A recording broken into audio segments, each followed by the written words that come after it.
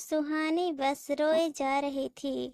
उसके आंसू रुकने का नाम ही नहीं ले रहे थे। वो अपनी माँ से बार बार एक ही बात कह रही थी, मुझे बदनाम कर उसे क्या मिला? सिर्फ उसे तलाक आसानी से मिल जाए, उसने मेरा नाम गैर मर्दों के साथ जोड़ दिया, मेरी जिंदगी नरक बना दी।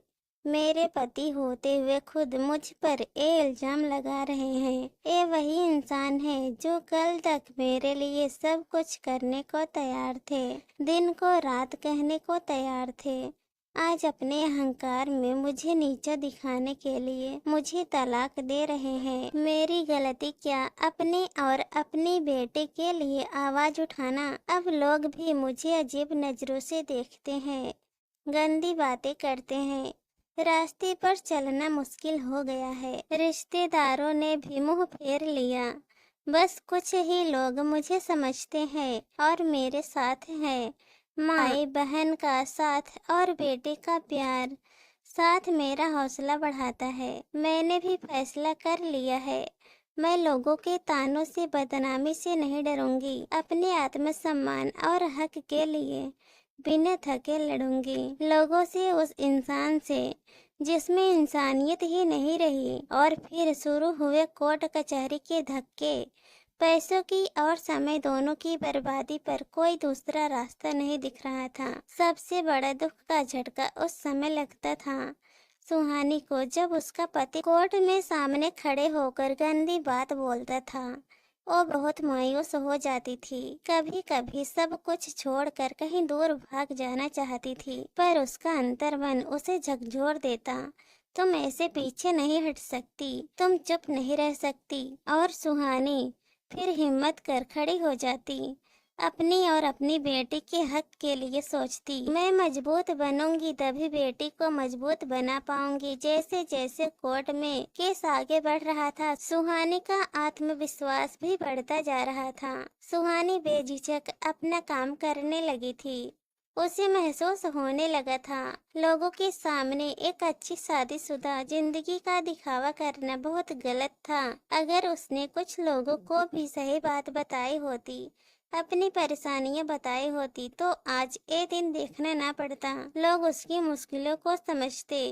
खैर, जो होना था हो गया, सोचकर सुहानी ने ठंडी सांसें ली। अब वो खुलकर जिएगी अपनी जिंदगी। उधर सुहानी के पति को भी एहसास हो गया था, उसने सुहानी पर झूठे इल्जाम लगा मुसीबत मोल ले ली है।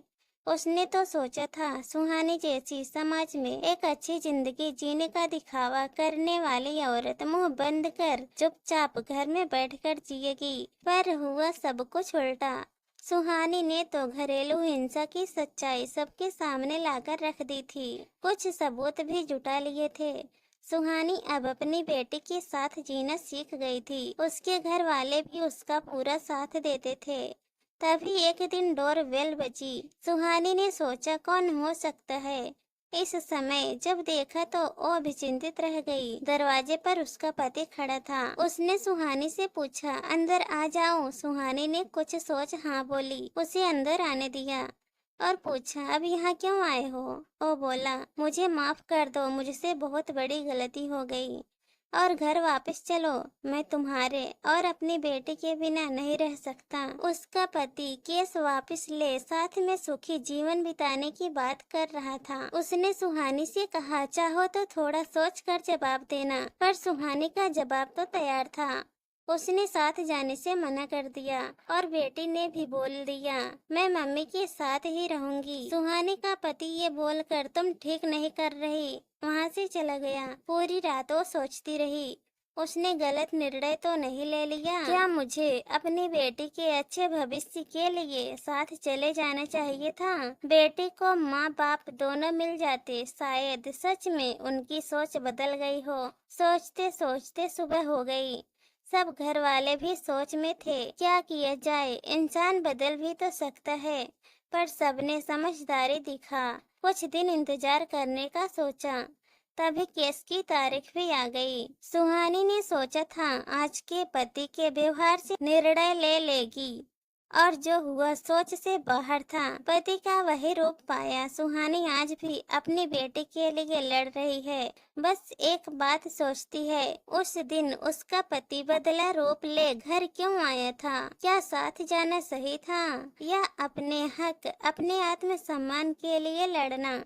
इस कहानी पर आप लोगों की क्या राय है कमेंट में जरूर बताना। और अगर कहानी पसंद आए तो चैनल को सब्सक्राइब कर देना।